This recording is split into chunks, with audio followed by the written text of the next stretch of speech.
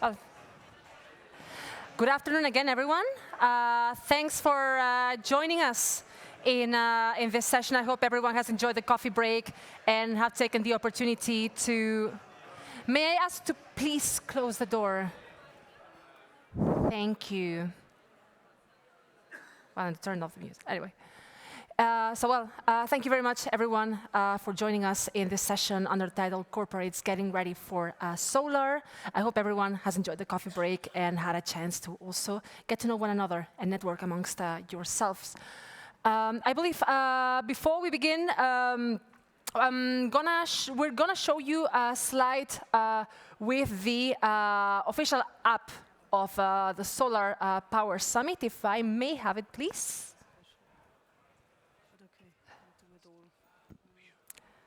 Anyway, probably you'll be able to find it anyway, but those of you who would want to interact in this session, you can use the Solar Power Summit app, which you can download both for iOS and Android. If you have it, then you can click on Agenda, select the session that you are participating, in this case, Corporates Getting Ready for Solar, and then check live discussion in order to be able to interact with the session and ask any questions. So as mentioned, we're starting the session on corporates getting ready for solar, because now with high energy prices at historically high levels in recent months, renewables are becoming a must for electricity-intensive companies seeking affordable, secure, and sustainable energy. So we're going to be talking about this challenge with a stellar panel. And guiding us in this session is going to be the stellar team of the What Matters podcast, the coolest podcast on the energy transition, perhaps just after Solar Power Europe's own podcast. So I'm delighted to introduce our moderators who will then guide us and tell us about our speakers. So I'm delighted to introduce David Weston, the editor at Foresight, Climate and Energy, as well as Agora Energiewende's own Michaela Holl and Jan Rosenau of the Regulatory Assistance Project. So, team What Matters, I hand over to you for the race. Thank you so much. Hi everyone. So this will be a live recording of the What Matters podcast. So this will go out on our podcast channels in a couple of weeks' time, so you'll be able to listen. So please do get involved, laugh, cheer, gasp, anything you hear that you might find interesting. And say, if there are any questions, do let us know. Get involved in the app, and I'll try and get to them as well. So we're going to start recording now, and please enjoy. And I say, get involved. So. Hello, and welcome to episode 30 of What Matters, the podcast from Foresight, Climate and Energy, coming live from Solar Power Summit in Brussels. My name is David Weston, and I am joined once again by Michaela Holl of Agora Energiewende and Jan Rosenau from the Regulatory Assistance Project. How are you both? Well, it's fantastic. I mean, it's a solar summit in snowy Brussels, which is a little bit funny, but it's great to be here in person with... And I just learned this morning that we now have more than 4,000 listeners for our podcast, which we started in December 2021. So we're doing quite well. And I'm still very happy about that. Absolutely. We have a jam-packed panel with us today, as the audience will see, with no less than 5 guests to discuss the corporate sourcing of renewable energy using power purchase agreements. Joining us today span the full PPA spectrum. Firstly, we have Ruud Kempenaar from DG ENER at the European Commission, Annie Scanlon, from Policy and Impact Director from Resource, Toby Ferenczi, CEO and co-founder of Granular Energy, a software company that helps utilities traders and large energy buyers to manage their portfolio of energy certificates, Heme Gohon-Piqua. That was close. Close? Heme is PPA and Origination Director at EDPR. And last but not least, Nick Karamidas, Executive Director for EU and Regulatory Affairs at Mytilineos, a Greece-based metallurgical company, and one that is particularly electro-intensive, so keen on solar power, among other renewables. Please welcome all of our guests.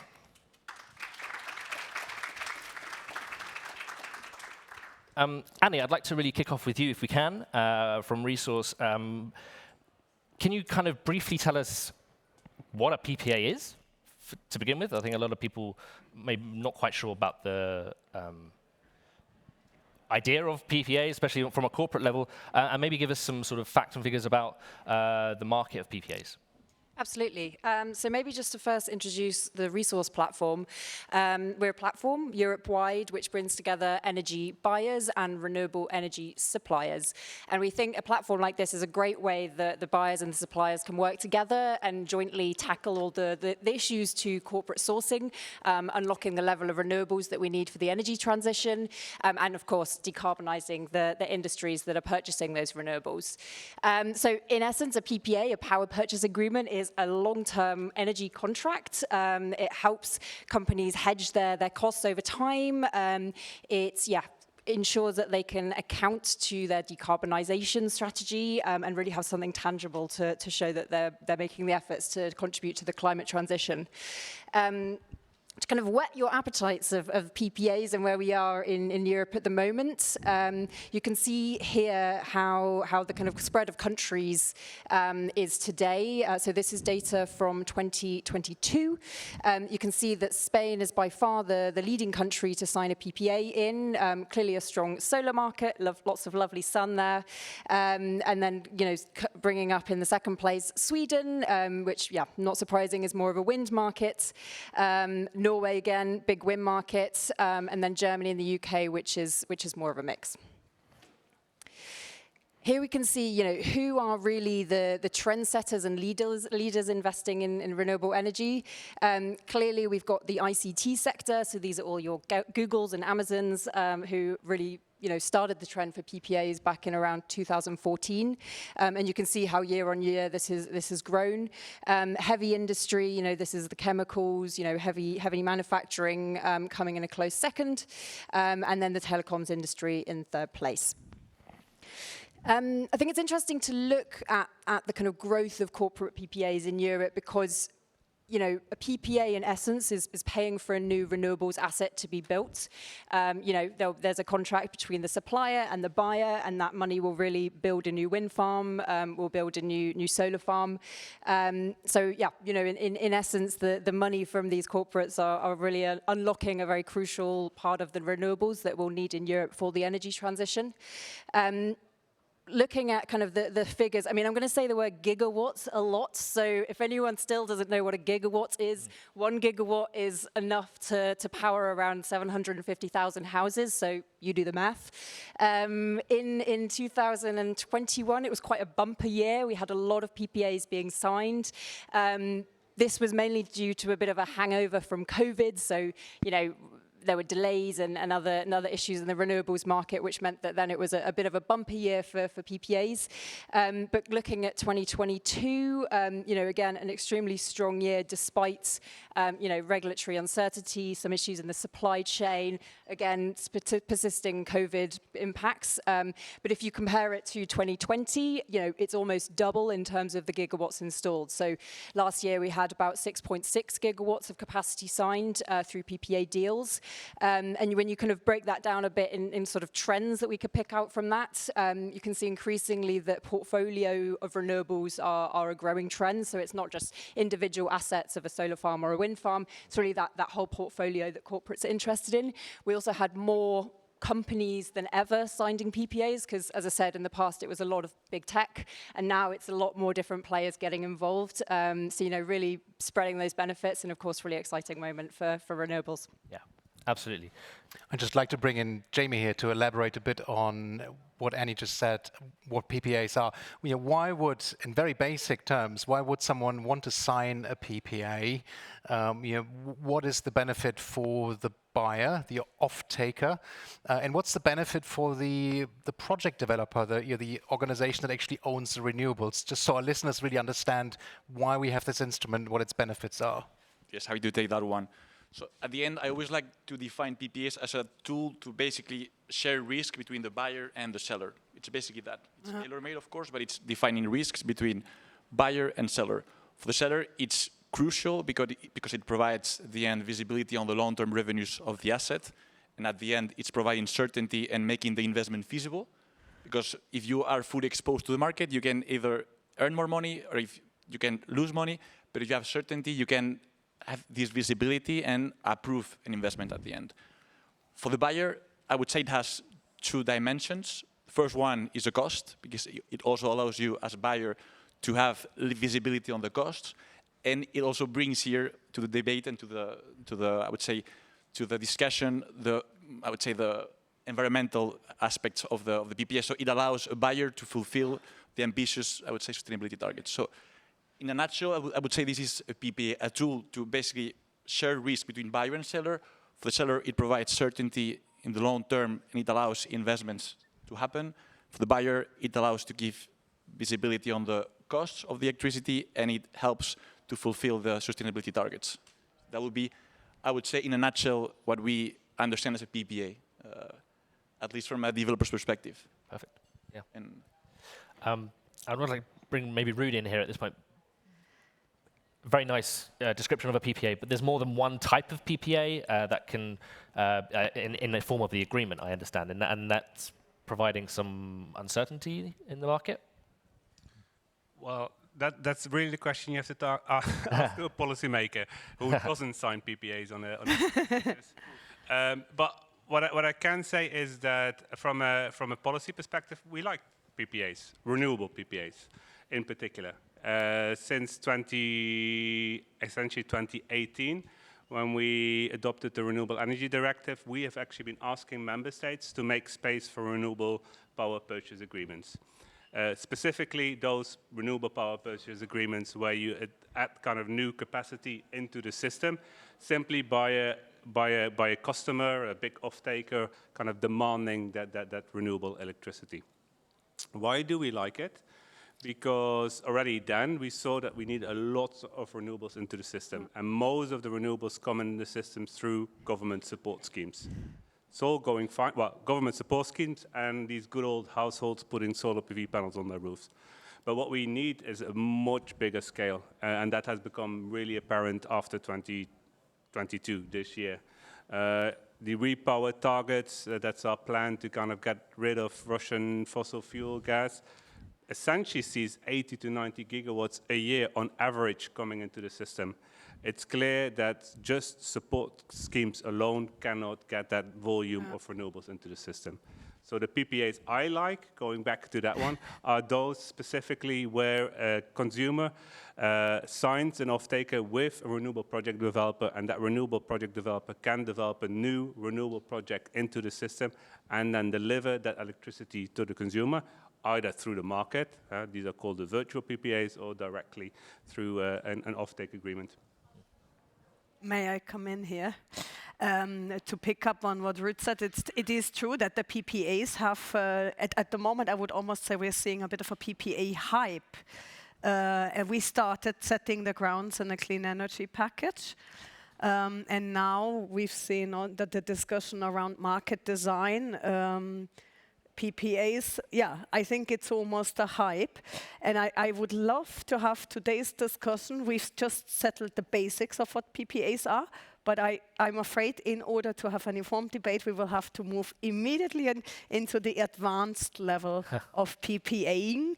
We already, because basically the main point I want to make, and that's really important also for market design, not all PPAs are born equal. Some PPAs do a very good job in hedging against the price risk, but not necessarily. You have to define that properly in the market design. We have spent 2 years in the Brussels bubble discussing the criteria of, when can you produce green hydrogen when you use power from the grid?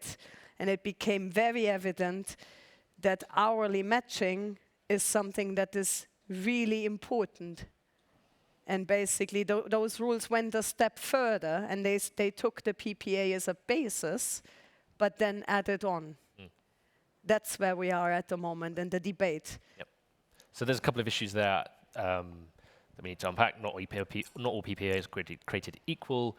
Hedging price risk, which I think Nick might be able to come in here on on that one, and then get into more granular 24/7 hourly matching. We'll come to Toby. Nick, can we start with you perhaps then? Hedging prices and using PPAs to do that, is that a possibility, especially for companies such as yourselves? Well, it obviously is. The point is that we've had some regulatory interventions in the past year that have kind of prevented that from happening, at least in some member states, including Greece. Hopefully, we'll see a phasing out of these absurd measures in the coming years, and hopefully, which, by the way, is in line with what the Commission is aiming for and has actually put into the regulation. But hedging is for particularly price-sensitive industries such as the one I'm representing, an aluminium smelter. Hedging is a really difficult exercise, and it's a long-term exercise. And let me put it into some figures. First of all, we consume, give or take, 3 terawatt-hours of baseload electricity a year. That's, well, that amounts to 2 gigawatts, let's say, of solar capacity, new solar capacity. And we want to go green, right? So this is a pledge that we've actually made to our shareholders as well, that by 2030, we intend to have 100% of our metal supply business covered by green electricity. And that's a huge leap. Now, that would mean, if we were to add 2 gigawatts of solar in Greece, that would mean a 40% increase of the current installed capacity of solar in Greece. That's humongous, right? It's enormous. Now, I mentioned the word baseload. What does baseload mean? Because, well, a lot of people know it, but not many people acknowledge the importance of baseload. So that means that we consume 330 megawatt hours per hour every single one of 8,760 hours of the year. We cannot not consume that. If we don't, for more than 2 hours, if we stopped, somehow curtailed, let's say, electricity to the smelter for more than 2 hours, the pots die. We need to actually almost replace the entire facility. Right. That's really an important aspect of security of supply. So that means we would have to figure out a way to do it in the most optimal manner, but affordable, competitive, but also secure. And cost sensitive is the other element I would like to flag. So 40% of our production cost is electricity. Okay. I don't know if many people acknowledge that, but 40% of the production cost means that if you add 10 euros per megawatt hour to our price, 25% of our gross value added goes down the drain, is gone. So we're out of the market. Just a measly 10 euros per megawatt hour, which, well, for many consumers, most consumers, is meaningless. It doesn't matter. So for this reason, we've identified, with the help of DGNR back in 2019, a key risk for PPAs. And that risk for us is shaping. Shaping is actually transforming the electricity, the intermittent electricity that comes from new capacity, and I fully agree with Ruud on that. It's all about new capacity entering the system, at least for us. So shaping, de-risking shaping is a critical element. If we get a chance, I would like to elaborate a little bit on a scheme that's innovative in Greece. I don't want to take up too much of the time for intros by anyone, but it's called the Green Pool, and I would really enjoy having a debate with the panel on this particular scheme, which is quite innovative, and it will targetedly help electro-intensives go green in the way that we're discussing. Absolutely. I maybe want to jump in from EDPR's perspective then, a big customer like that. Have you got experience working with people like that and having an array of projects to provide a service to a big electric? No, absolutely, and I think this is also in line with what we were saying about bringing the discussion in another level, right? Because as EDPR, what we can bring here to the panel and to the discussion is the experience of the developer, right? So now we heard the main concerns of a buyer. Now I think it's also good to see our main concerns as developer and the main challenges we are facing from the developer perspective, right? And I'm pretty sure that you all know EDP. If not, I would like to just spend 5 seconds giving a bit of a flavor of EDPR and who we are. So we are basically present in 28 geographies, more than 15 gigawatts of installed capacity. So we have, I would say, quite a good approach in these 28 markets across Americas, Europe, and also APAC. And if I had to define EDP or EDPR as one word, it would be growth. So for us, PPAs are crucial, right? Because we expect to grow, and this is really fresh news because let's say, We updated the business plan last week, so we will need to deploy, as Nick was saying, on the consumer, us on the buyer, on the seller side, we need to deploy double of the capacity that we had in 2020. And we will, let's say, divide this capacity in countries like in geographies like the European geographies, in which we expect 30% of the growth, and also in solar, which is the focus of this debate also as well. So 40% around of the capacity will come from solar. Which concerns do we have as developer with PPAs right now? Permitting is one of the main concerns. Why? Because this is affecting, the end, the liquidity of projects, the amount of projects we let's say, have to offer to corporates or to other buyers, but in this case, to corporates. The other one would be CapEx volatility. Why? Because in the past, if you ask Jaime 2 years ago about closing PPAs, it would be, we close a PPA today, and we'll be closing the CapEx in 2 years' time, because the trend was always downwards. So we were all feeling safe, I would say, with closing a PPA today and the CapEx 2 years, 1 year after. Now, this is gone. So we are in a complete different scenario. We need to very much align PPA, let's say, execution with the CapEx. And this is a challenge when we need to close PPAs with corporates, because usually the times that we negotiate are longer, because we need to educate the management of the corporate. We need to educate the different decision makers and put in the same table all decision makers of the corporate. Yeah. And if I may, I don't know if you... Very quickly. Well, these are one of the main challenges. And then the last one was a bit related with what Nick was saying on pricing. It will be the price fixation as well, which is difficult to fix the price in the current context. And this is affecting also the prices that corporates are seeing when negotiating a PPA. So these are one of the main challenges that we are facing as developer. Yeah. Jan, quick.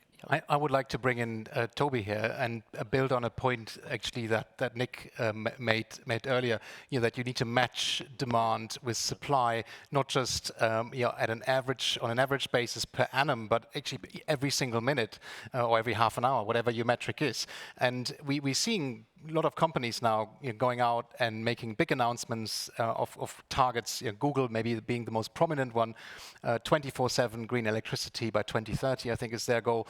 Could you just tell us a bit more about that? How feasible is that? Where do you see that trend sort of going with 24/7 green electricity in PPAs? And then maybe we can ask Jaime if he has something on the shelf that he could offer 24/7 Happy to to discuss that. Yeah. So maybe just absolutely. A couple of pointers on the PPA discussion. It's very important to understand there's lots of different flavors of PPAs. Some involving price risk, some involving no price risk, short-term, long-term PPAs, and they're not all equal. And there's often quite a mismatch in terms of the objectives of the corporate, which is to reduce costs, decarbonize, and also to not to take too much risk on the power market compared to what the corporates, what the developers need, which is that kind of long-term certainty. Yeah. And what I think a lot of corporates are realizing is that just locking in PPA for over a long time with solar, where there's going to be a lot of price risk over the long term, or if you're only getting the solar delivery, and it's also not quite matched to your consumption profile as well. So I think a lot of corporates are starting to realize that they do need a mix of renewable energy to meet their needs. And we haven't spoken really about utility PPAs. We've been focused on the corporates, but actually the energy suppliers and the utilities are actually much better placed to take some of these risks, because they already buy a lot of energy from different renewable sources and thermal sources, and they supply thousands or millions of customers. So they're much better placed to take these risks and to sign these long-term price certainty. I don't think it makes sense to put all of the requirement in providing that long-term price certainty for renewables projects onto, obviously, if the aluminium smelters in the room have that, certainty over the amount of energy that they're going to need in the long term, but that's very much the minority of organizations. And I think that there's, there are obviously other methods of giving security to developers that are being discussed, like two-way CFDs, that can provide that. What do corporates want and need, and how can we harness that demand from consumers, not just corporates, but also individuals, to have the most impact on the energy system? What was said earlier, someone said that PPAs help corporates to decarbonize, reduce their carbon emissions. That's not true. Having a power purchase agreement with a wind farm does not allow you to say your energy is coming from that wind farm. A PPA is just a commercial contract. If you want to say that your energy is coming from that wind farm, you need an accounting instrument. And in Europe, that accounting instrument is called the Guarantee of Origin. Here we go. And the Guarantee of Origin has been around for 20 years. It's a very well-established system. A lot of money is spent on guarantees of origin, but unfortunately, they're not sending an effective price signal to the market because they rely on annual matching. You can be 100% renewable by buying all of your energy from a solar plant in June and claiming to use it in the middle of the night in winter. And we need to move the guarantees of origin system, and thankfully this is happening thanks to a lot of work from Michaela and others in the room, move the guarantee of origin system from an annual matching system to a hourly or half-hourly or 15-minute matching system, so consumers can see where their energy is coming from down to that granular level. And it's not about requiring everyone to go to 24/7 renewables, because that's very difficult. Even Google, will struggle to get there in 2030. They're not there today. But by tracking on an hourly level, this is sending the most effective price signal for flexibility and the technologies that deliver clean energy that has ever existed.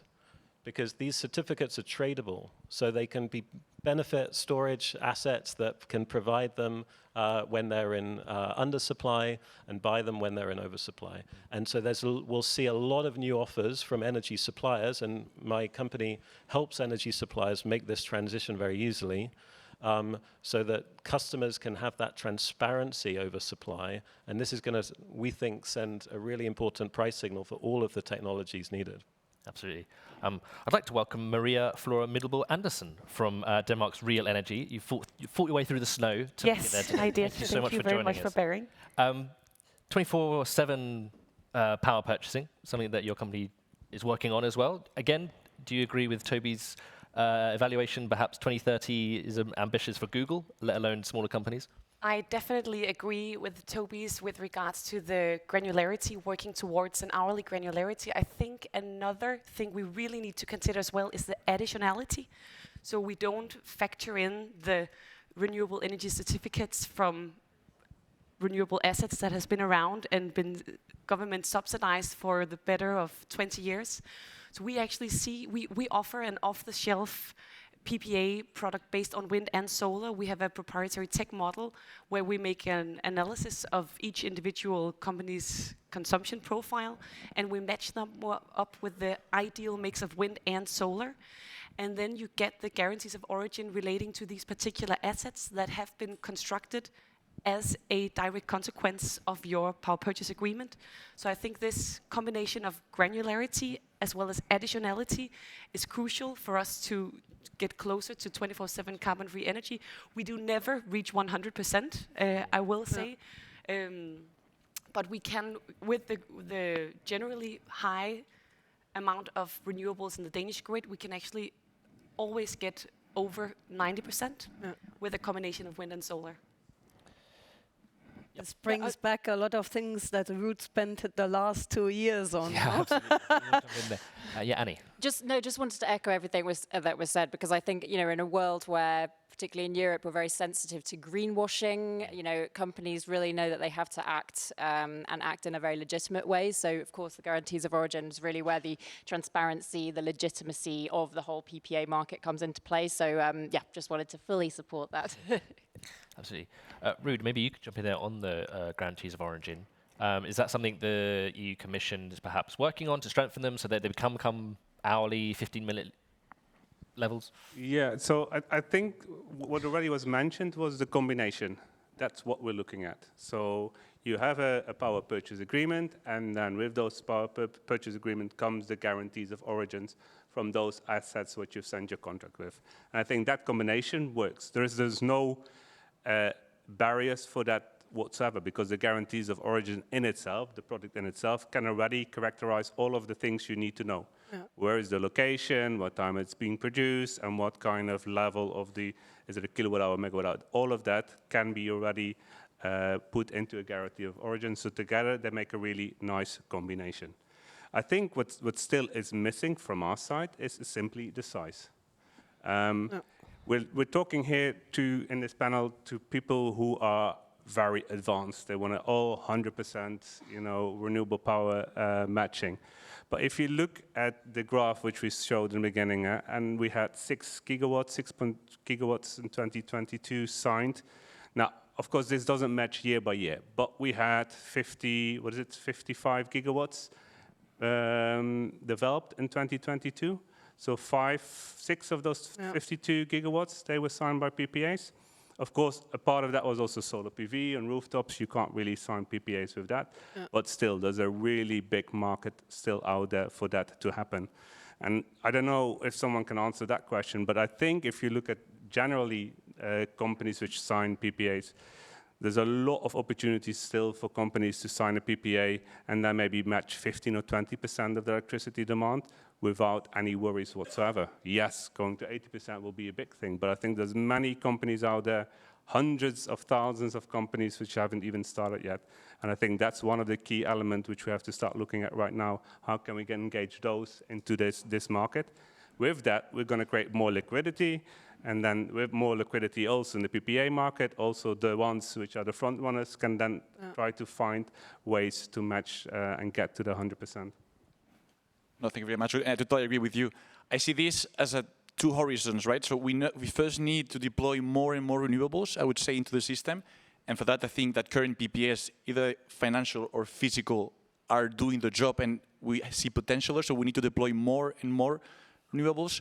And once, as Ruud was saying, we have sufficient capacity into the grid, I see the 24/7 as a short-term management or short-term optimization of the consumption.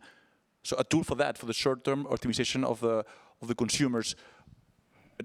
That's why I think they complement each other. We first need to deploy more and more renewables, and I think that both physical and financial PPAs are providing sufficient comfort to buyers on the additionality of these PPAs.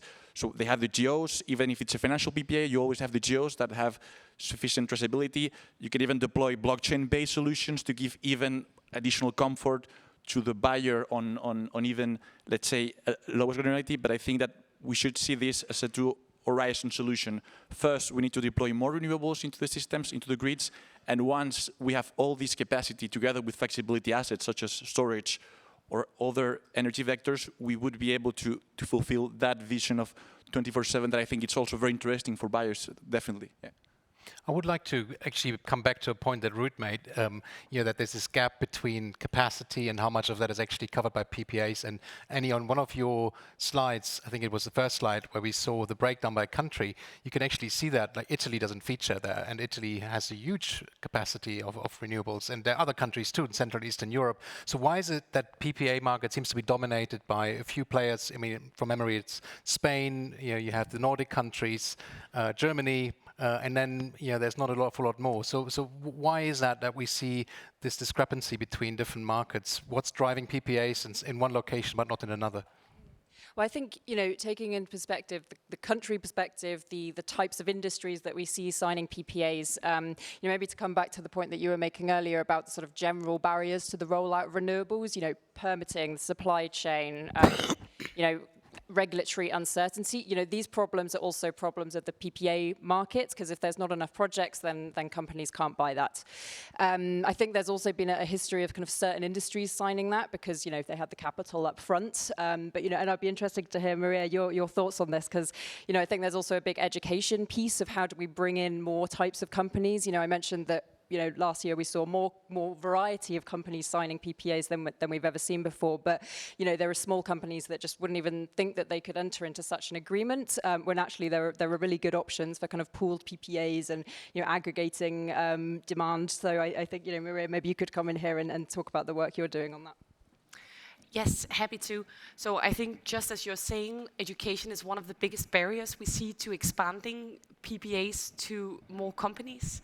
So historically, I know more about the Nordic context, but it has been the really big electricity intensive companies that have done it also as a price hedge, and they have typically done one big solar PPA for up to 80% of their total consumption, realizing that it was not beneficial from neither a price hedging point of view nor a sustainability point of view. So I think now the approach towards PPA is actually changing a lot with both larger and smaller companies, because they see it as this solution where the financial side and the sustainability side go hand in hand. The larger companies are way more educated. They come to us, they request this, they ask, can we do it like this? Can we tailor a solution? Whereas many of the small companies, we actually have a very long lead time, because they need to understand that this is actually even relevant for them, because they've heard of PPAs and they think you need to be able to sign an entire solar park or an entire onshore wind project all by yourself. And we actually have our smallest customer has 4,000 kilowatt hours annually in consumption. So we actually have a huge span that we can cater to with PPAs. Toby. Yeah, I think it's really interesting, this point about that you raised, Jan, about the capacity of renewables is obviously much greater than the capacity of signed PPAs in Europe, which actually the other point of that is that it indicates that a lot of renewables are built without PPAs, where government tenders have proved a very effective way of procuring low-cost renewable energy and giving price certainty that developers need in order to build plants. And also, I'm based in London, and speaking to some developers in the UK market recently, and they're choosing not to sign PPAs because they're making far more money in the wholesale power market than they would do. And if they had sold a PPA 2 years ago, they actually would have lost a load of money. And the ones who didn't sign PPAs now have huge amounts of capital that they can use to then build more solar plants. So I'm not saying that PPAs are not a good thing. I think they're a fantastic thing, and they absolutely do make sense for the right in the right circumstances. But when people start talking about buying small amounts of capacity from certain power plants and moving towards 24/7 PPAs, that it starts to look very much like an energy supply contract that you would buy from an energy supplier. And so I think that we shouldn't, sort of just use the word PPA when actually and sort of overhype it, I think is what Michaela said, because there are lots of other ways in which we can bring forward renewable energy and also energy storage and flexibility. So are you saying we can get rid of utilities? Is that? No. I'm saying they play the key role. I mean, that's absolutely. I think you'll see developers starting to get supply licenses actually. Just a quick comment to that, because I think we need to. This is a vehicle with two wheels that need to drive in parallel, because everyone who can construct new renewable assets in their own right, with their own finances, by all means, go ahead and do it. Don't sign PPAs, make the profit. I actually think that's a great way if the market can make that profitable. For us, PPAs are what makes a lot of projects bankable, because at least in the Nordic context, after you phased out the subsidies, it's extremely hard to finance based on such volatile electricity prices. So I think we need to see this running in parallel in order to achieve the highest amount of capacity. There are some London bankers who are happy to debt finance merchant risk now. Yeah, I want to emphasize as well that message, because when you can have bold, I would say, movements or I would say ways of securing revenues, but when you have companies such as, in this case, EDP or other similar players, right, or peers, in which, of course, there are merchant opportunities, but merchant is merchant. You don't have that certainty on revenues, and if you are a risk-averse company, as EDP is, right, you are not willing to take that risk of having an extra. You prefer to have visibility, a sustained business plan, sustainable growth, and visibility on these revenues and certainty, right? So that's why, of course, if you compare that to bold players, I don't think it's a fair point for PPAs, because I think they are adding a lot of value into the market, and of course they can be complemented with CFD auctions from governments. Of course, we as developer, we always see as the two options. We never choose one for another. We see both options, and we take the one that is providing the best return and the best contracted revenues of the asset. So I really see a potential in PPAs, and there is still a lot of potential. And even if you can have bolder, I would say, movements in the market. Agreed. Yeah. Annie? You know, I think also, I mean, we put a lot of emphasis on PPAs, but of course, in the end, it's one tool in a toolbox. And, you know, maybe I'm opening the door now to a kind of market design conversation, but, you know, having these different options and, you know, bearing in mind perhaps the elephant in the room for those of us whose career rely on PPAs, you know, as the grid gets greener, we won't have a job in 10 years. So, you know, if all goes well with the decarbonisation efforts, Yeah. Just a quick question that's coming from the audience. How do you see PPAs affecting project financings? I think we kind of touched on it there. Are projects going to be able to be more readily available because of a vibrant and liquid PPA market? Well, of course, in our case, I can see mainly the case of EDP as well, because we self-finance our projects. So EDP is financing, but it's even worse than banks sometimes.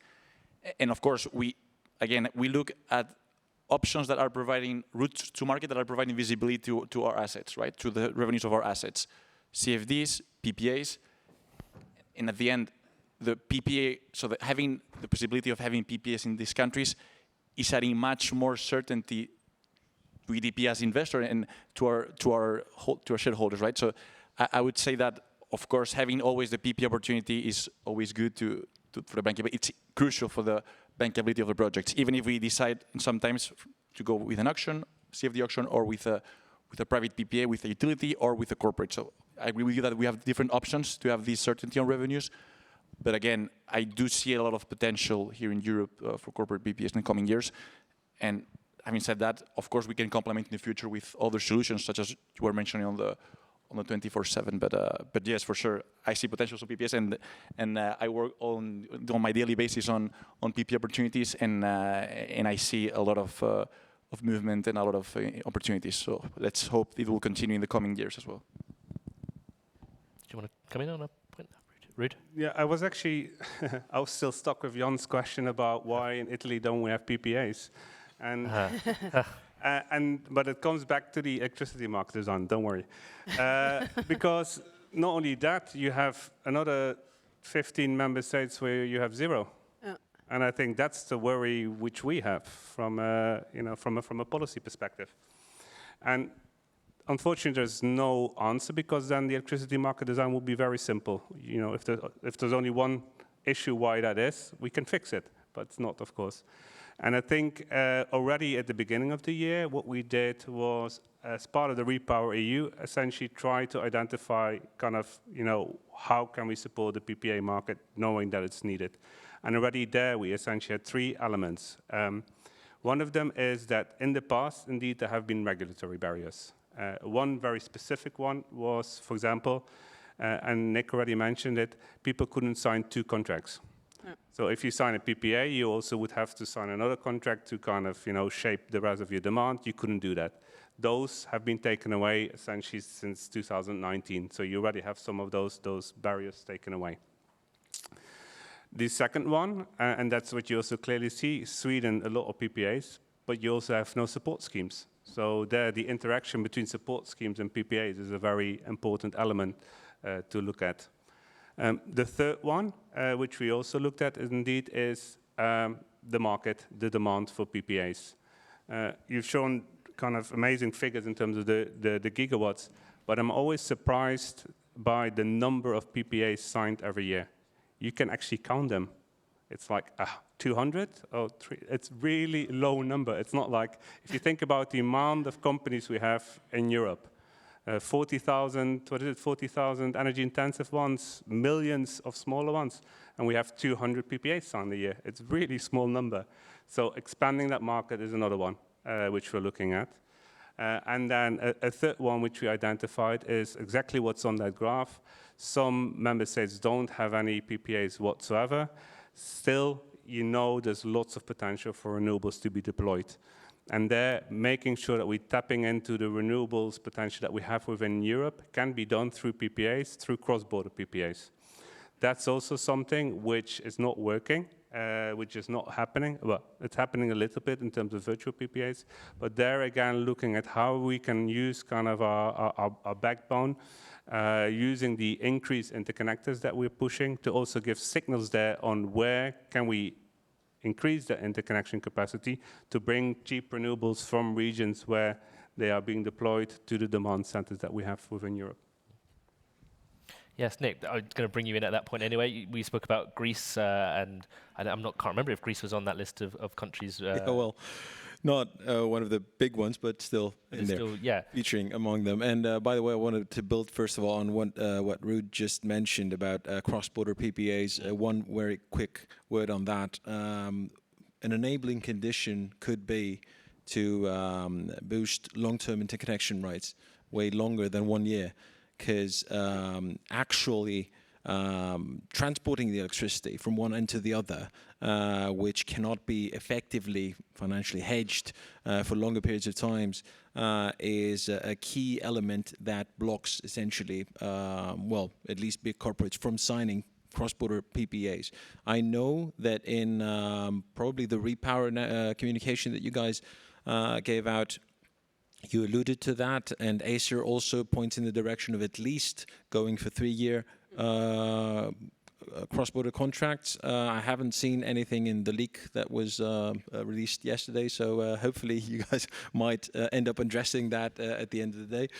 But I also wanted to mention that, also echoing what was earlier said about heavy industry signing PPAs. So we see that heavy industry has signed PPAs, and then you look at the breakdown and you realize that electro-intensive signing PPAs is mainly something that happens in Norway and Iceland. Yeah. Why? Because shaping happens in a cost-effective way. It's hydro, mainly captive hydro, by the way, or geothermy, so geothermal as well. So this is a key element, and I agree it is possible, technically and regulatory possible, to shape electricity, but it is a risk, particularly for long-term contracts, 10, 15 years, which for such types of off-takers is impossible to undertake.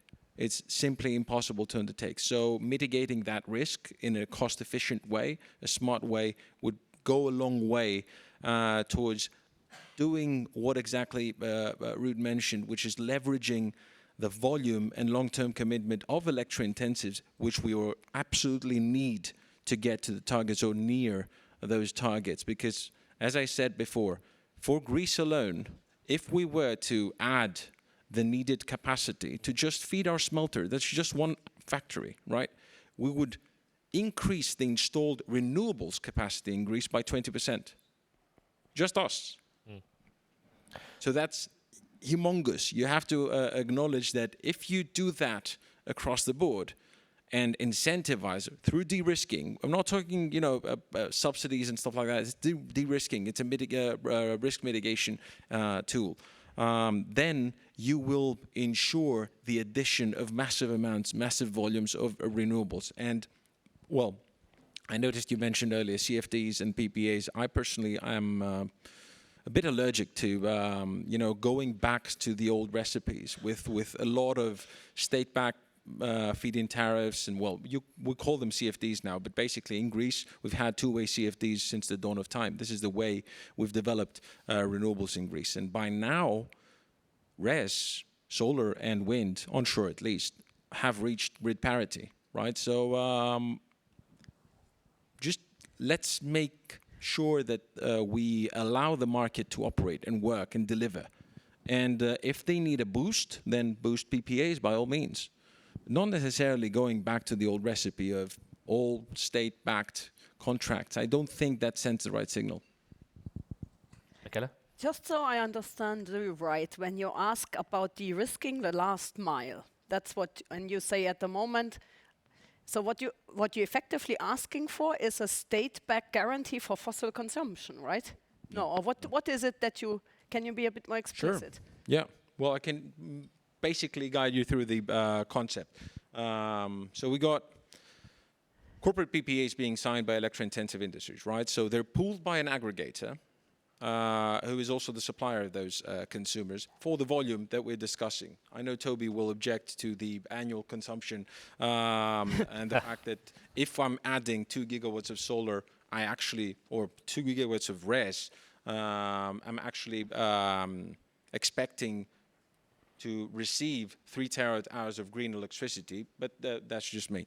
So, yeah, well, I know a lot of objection will come from the table because apparently 24/7 for a lot of industries seems very, very doable right now. But trust me, if it isn't doable for Google and Amazon, then it isn't doable for a lot of. That I take, but that's why I would like you to be more explicit. So, what is it, this last mile? So we have aggregation on the part of production, generation, because we add wind and solar to the system. And we also have aggregation on the side of the consumption. So we have aggregating consumption profiles as well, which also helps out and minimizes costs. Then you have an annual tender for the role of the green pool operator. So, so you avoid concentration and you avoid all sorts of competition issues and stuff like that. Plus, you minimize the exposure of the green pool operator itself, because taking on the risk for longer periods of time is also, well, quite problematic for those actors in the market.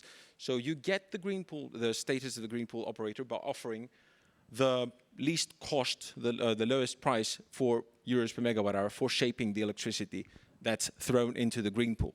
And that is in part subsidized by CO2 revenues, at least in Greece. That's the design. So 85% of that is subsidized through CO2 revenues of the shaping cost per se, not the electricity. And 15% finds its way to electro-intensive consumers in a way that identifies the mismatch as well. So the worse your profile, plus the profile of the RES you've added, the more you pay, the more you end up paying. This creates the necessary incentive to optimize your demand response capabilities, your flexibility as well, plus not add all solar or all wind, because that's, you know, inefficient for the system. And that is a scheme that has been notified to the European Commission. It's pending approval, and hopefully by 2024, we hope to see it up and running in Greece. So that's the green pool scheme that you mentioned. More or less the green pool, yes. I think I need to spend more time looking at it. That sounds really interesting, and I think as long as there is some tracking, right, some hourly tracking, and we think that the hourly guarantees of origin provides this tracking mechanism, then that's great, because what we need to do is ensure that the shaping is done by fossil-free sources and not just continuing our reliance on natural gas. Right. Jan? Yeah, I'd like to come back to a point that I think it was Toby who made it earlier, that at some point we will have decarbonized the electricity sector entirely. I mean, we have goals in Europe now for, I think, 2035, similar in the UK, also in the US. We have these really aggressive goals for decarbonization. So this idea of matching at a kind of company level really becomes obsolete, doesn't it? If we fast forward 12 years and we have fully decarbonized, that matching of supply and demand will happen at the system level. And will PPAs kind of do that for companies, for organizations, still be relevant? Will you be out of business by then? I think it's about how do we get there as fast as humanly possible for the sake of humanity, right? And so if we're talking about a carbon-free electricity system where we've also electrified all of transportation, all of industry, all of heating in 12 years, great. But you know, the only way we'll get there is if we have extremely strong price signals that incentivize the buildings of all the technologies that deliver clean energy when it's needed. And what we're saying is you won't get there unless we move to this hourly level tracking. And it's not about going straight to 24/7 because that's really hard. You're absolutely right. It's about measuring what is your level of hourly matching. Enough with this kind of 100% renewable greenwashing. Let's track where we are on an hourly level, and then we can all move forwards and send the right price signals to the market. Absolutely. Another question here from the audience, which I think everyone might have an interesting take on. Do you think an EU cap on market prices will impact the PPA market? Yes. Yes. Yeah, yes. In what way? But mainly because Get rid of it. no, but mainly because it's as I was saying at the beginning, right, PPAs are tools basically to share risk between buyer and seller. And when we sign a PPA, we sign with specific rules, right, and with a framework. If this framework changes, then how we allocate this risk, because it will have an impact on buyer or on the seller. How we allocate this is creating uncertainty in the current contract and discussions, right? And it's at the end opening the PPA, and that is the main concern when we close a PPA or when we want to close a PPA in a specific geography. And I would add, this is only one of the reasons why in some geographies we are also having some troubles when we close PPAs, because perhaps the regulation hasn't been implemented in a way that it is clear that PPAs are not impacted by the current regulation. So I would say that, of course, any kind of changes in regulation impact PPA, and actually all PPAs include a specific clause that refers to changes in law, and it's a crucial clause of PPAs, even more in the current context. So I would say if we want to foster renewables and corporate PPA deals, we will need to have visibility on the rules we have when we close a PPA, and on the rules we will have for the lifetime of the PPA, that it's usually 10, 15 years or whatever. So it's a long-term contract at the end. Yeah. Annie, would you agree with that? Because obviously it would affect the wind industry as well as the solar industry, something like that being introduced. Absolutely. As I said before, wider renewables problems are PPAs problems, and we saw the implementation of a revenue cap done differently across Europe. Sends absolutely the wrong signals to investors. Sorry to use a wind example, but we did see already impacting fewer projects, fewer turbine orders. That's a real life impact of decisions that were taken. Obviously completely understanding the wider context we're operating in, but yeah, the real life reality. Yeah. Ruud, is there something the Commission is still, obviously you can't, I guess, dictate if national governments do it, but is a market cap perhaps something the Commission is looking into? Well, I can't comment on that, but what I can comment on is, of course, the cap that we introduced in the emergency regulation, which was very clear. It said that a renewable power purchase agreement doesn't fall under the market cap. And here, in my opinion, I would be interested to get your views. That theory still holds, because if you sign a renewable power purchase agreement for a certain volume specifically on an hourly basis, you have a contract between the producer and the consumer. You pay a fixed price for that. That fixed price is not affected by the market price. So in theory, if you have a kind of a pure renewable PPA, you will not be affected by a cap on a market price, because your revenue is fixed. It's not determined by the market price. Well, they don't want to sign it anymore. That's the effect, no? Yeah, but if it doesn't have an impact on the price, then explain. Because if you have a pure renewable PPA, as it was kind of in the emergency matter, it wouldn't affect you. It is even in the regulation that it will not affect you, because you are not benefiting from the high electricity prices on the market. Thanks, Ruud, for the explanation. I would say that you're right that this is the main guideline of the European Union, but also how the member states are implementing these measures into the specific regulation of each country may include some doubts on how physical, if we talk about a physical PPA or a financial PPA, when we enter into the details of the deal, perhaps this general rule that has been defined at European level is not being implemented in the state members, as it is fully clear that any kind of PPA, of renewable PPA, even if it's financial or physical, are excluded from the calculation. And we may end up in situations in which we as developer, we are closing PPAs to have full certainty on the revenues and reduce our market exposure, but only because this PPA, it's a financial PPA and it is not covered, or at least is not contemplated in the specific member state regulation as a supply contract or a PPA, then we as developers, we are facing this potential impact on being, I would say, double penalized. We are not receiving the high market prices, and on top of that, our PPA is not being recognized as a hedging tool under the specific member state regulation. Yeah. Nick, did you? Well, in Greece it's even worse, because every single megawatt hour passes through the power exchange. So basically, you sell the electricity. It's all financial, basically. So you sell the electricity through the power exchange, and you earn the cap, whatever that is. And the off-taker in this CFD has to pay the actual market price, which is like 5 times higher. So there's a missing money issue to clear the strike price, and it's impossible to settle that if you are not allowed to have PPAs bypassing the mechanism. And thankfully, I understand that Article 6 and the recitals of the regulation were to the point. We try to convince our government about that, and hopefully we're going to see some changes that will make this compliant with the European Commission intentions as well. We've got a few minutes left. Something I want to touch on in sort of corporate PPAs and PPAs in general is increasing the digitalization elements of it. As I understand it, they're obviously maybe quite document-heavy contracts, lots of paperwork. Some smaller companies just don't have the manpower, the expertise to deal with these. Are there efforts to digitalize PPAs and make them a lot more accessible using, I think people already mentioned artificial intelligence as well in that sector as well. Can anyone comment on that? I'll be happy to. We have a digitized onboarding flow for smaller customers, allowing them to enter a pool PPA.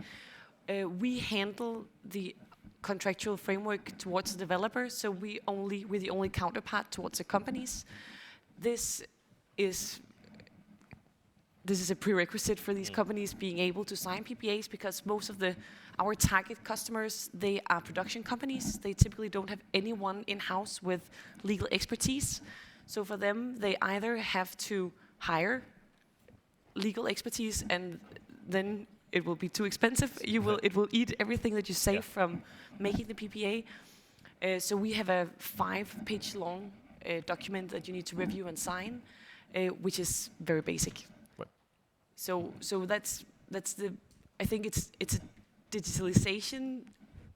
That part of it, of course, makes a difference, but I think it's actually reducing complexity. Simplification. Yeah, it's the simplification and having just one counterpart and not having to encompass the whole legal setup with the developer that makes the biggest difference.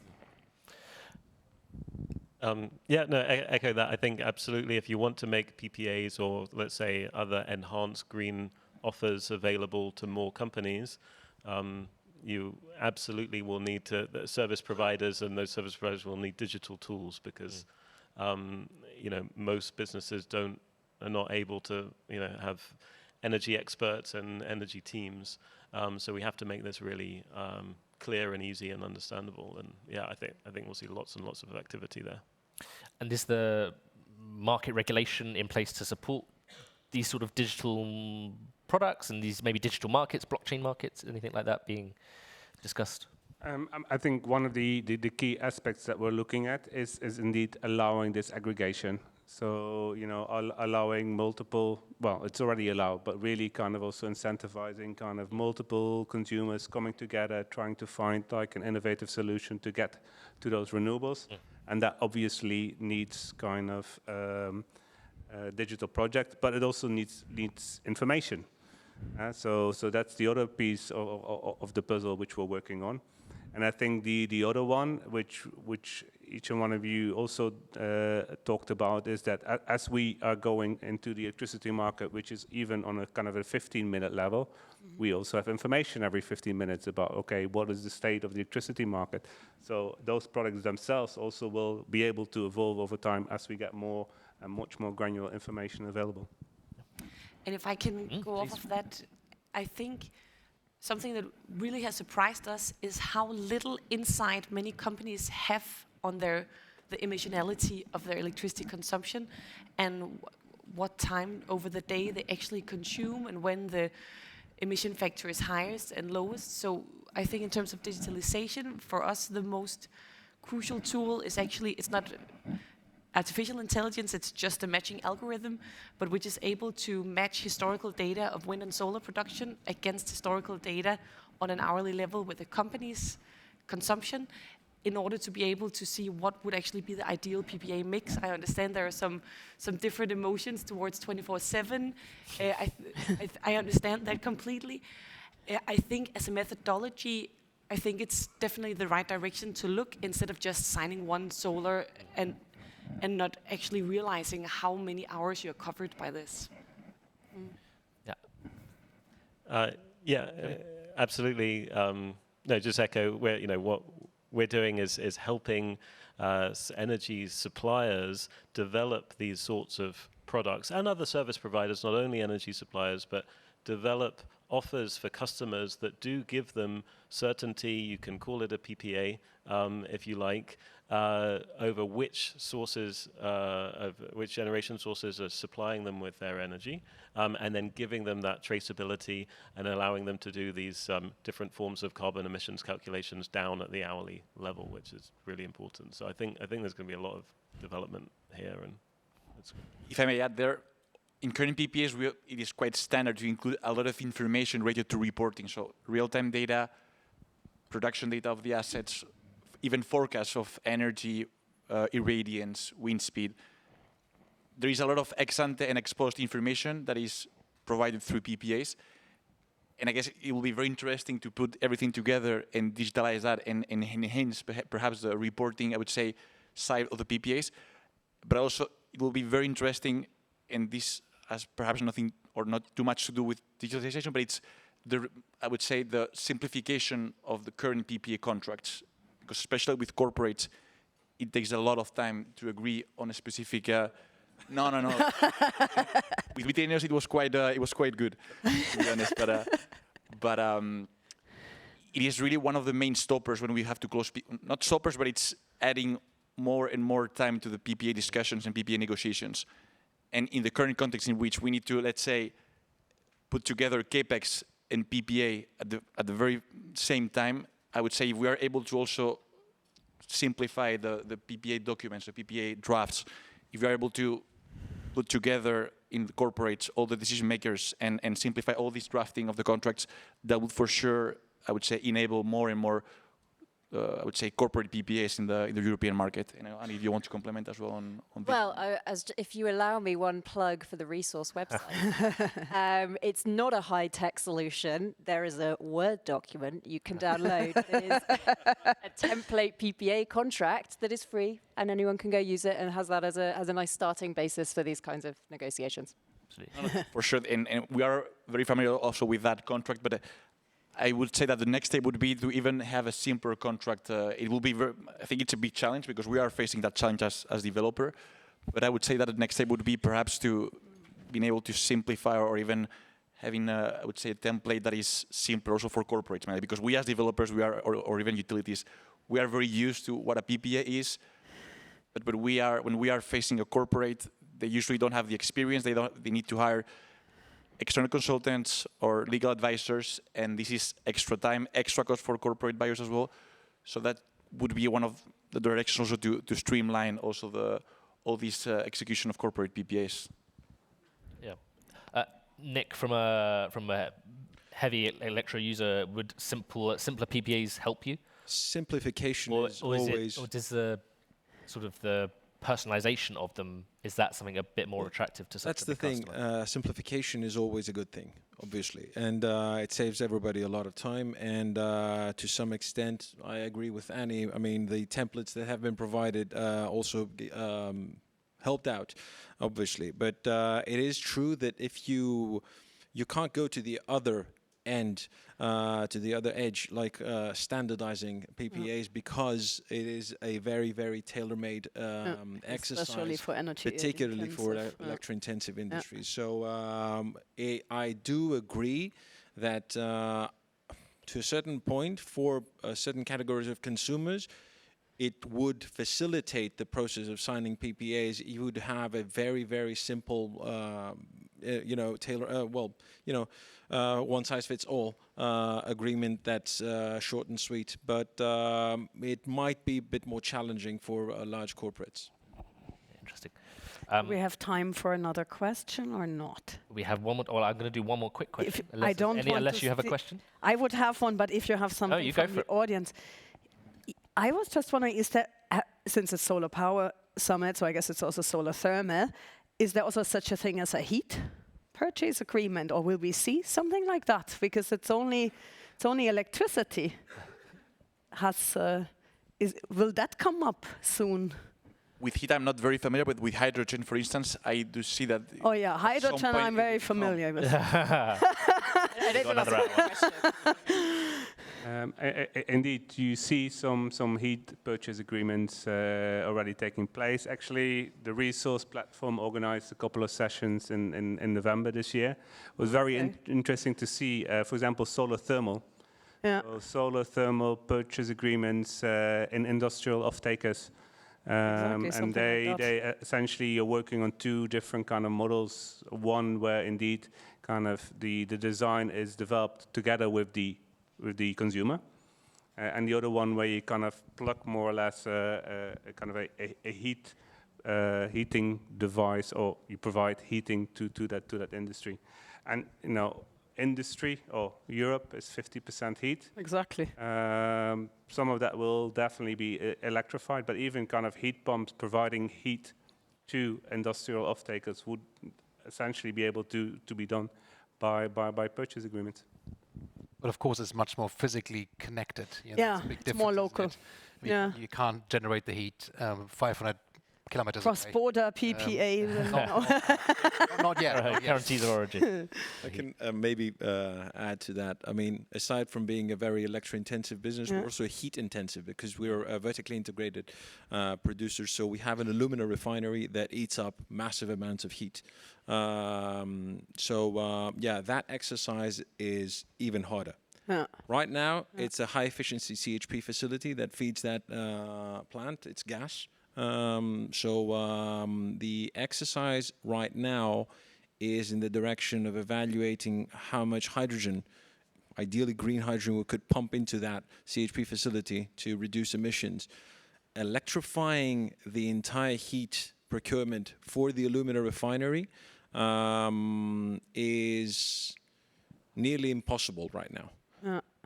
And for the coming years, not just cost-wise, it's also a matter of technology. Yeah. So the temperatures that you need are way up there, and the volumes as well. Plus, again, base load. Sorry about that, but it is what it is. So, I think that eventually, if we end up having some hydrogen, it might go a long way, well, some way, into decarbonizing that part of the equation as well. I have one more question, and it's going to be a very simple figure for each of you just to think about. Based on current market conditions, what duration do you see as most optimal for PPA off-takers? So how long a contract should a PPA cover? I'm going to go along the line, and you can each just, a duration, months, years. Toby. Optimal for the developer or the consumer? You can pick. PPA Up to you. off-takers. Off-take for the consumer. Well, I mean, I think there'll be some who need that certainty, so 10 years. But I think that on average, if we're talking about mass market, I think they'll be looking for shorter contracts, 3 years. Okay. Nick? From a cost-sensitive consumer perspective, I think that long-term visibility and predictability of the cost is essential. So I would go with 10 years. However, that isn't to say if it could be bankable with 5 years, we wouldn't take it. But I mean, we have to ask Jaime, because honestly, these are projects that cost a lot of money, and banks are notoriously reluctant to finance something that's exposed for 90% of its lifetime. So I think there's a balance to strike. Thank you very much, Nick. So from a developer perspective, I would say that of course it depends on the price level, and it depends on also the duration. Ideally, 15 years is what we were as EDP, for instance, looking at let's say these last few years. It depends on the price, but from a buyer's perspective... Yeah, so in current market conditions. If I had to go to a buyer's perspective, I would say it depends also on the additionality concept that this buyer has. Because if this buyer wants to enable a new asset, at the end he will be looking at the developer. So we will need a long-term PPA enabling the investment of these assets. So I would say it depends on how strong is this feeling of additionality in the buyer. If it's strong feeling, which I believe it should be, strong feeling of additionality, I would say 10 years, 15 years, more to the 10 years, given the current market volatility. Were you looking for short, snappy answers? Yes, please. Well, as a platform that represents both buyers and suppliers, you know, we've heard every PPA deal is different, depends on the size of the country, company, and you know, echo And country. what Jamie just said. Ruud, I don't know, do you have any insight on this side? Ruud has a lot of work, but Yeah. signing off PPAs, No, but I have an answer. Yeah, go for it. The average. Just finally then, Maria. I will have to agree with Jamin. Any minimum 5 years for ensuring additionality depends on the company and their price sensitivity. Absolutely. Great, thank you so much. That's all we have time for this week. My thanks to our guests, Ruud, Annie, Maria, Toby, Hammy, and Nick. And of course, my thanks to Jan and Michaela. If you have any questions for us about anything we've said on this week's podcast, you can tweet the show at WhatMattersPod or email us at show@whatmatterspodcast.com. Thank you all so much for listening, and we'll see you again next time. Thank you.